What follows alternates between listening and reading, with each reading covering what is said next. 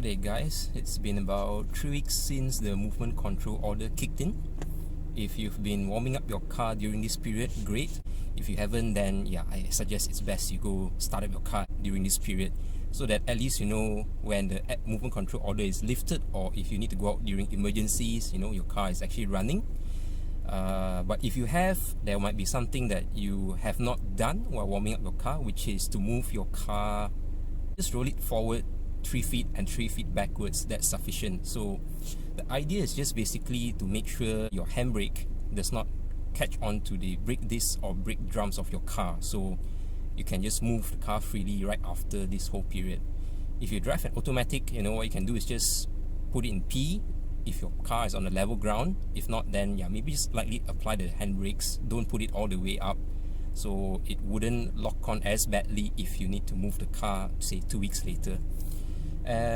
In terms of EVs or hybrid drivers, don't think that you have a big battery and you don't have to warm up the car, because in essence you still need the 12-volt battery to power up the accessories like unlocking your doors, and for the system to recognize that the key is inside the car to start it up. So this came from the experience where we have an EV in the company. We thought, there's a big battery, why bother warming up the car, because it has a huge charge in it.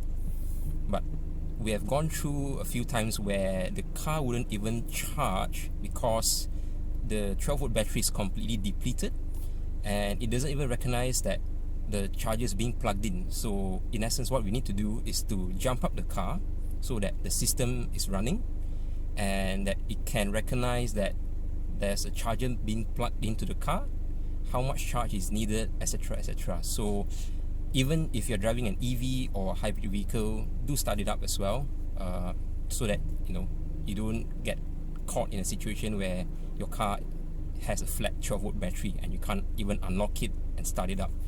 So while you're sitting and your car is warming up, if you're inside, just let the aircon run. Second thing that you might want to do is just roll down all the windows. Same thing as the handbrakes, just so that the rubber seals around the window does not stick onto your window panels.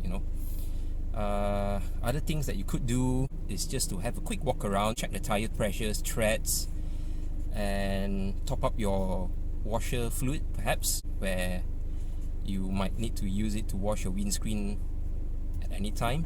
And just have a quick walk around the car if there's any dirt on it, bird droppings or any form of stubborn stains that might form on your car during these 3 weeks. I've even seen a photo of animals residing on the wing mirrors, so in particular birds building their nests on the wing mirrors of cars that has been stationary and parked outdoors. So yeah, these are just a few things that you might want to do to your car now that we are in the 3rd week of the movement control order. If it's lifted next week, at least you know that you have a car that is in a state that's ready to roll, and yeah, not frantically looking for a breakdown person to come and rescue you, right?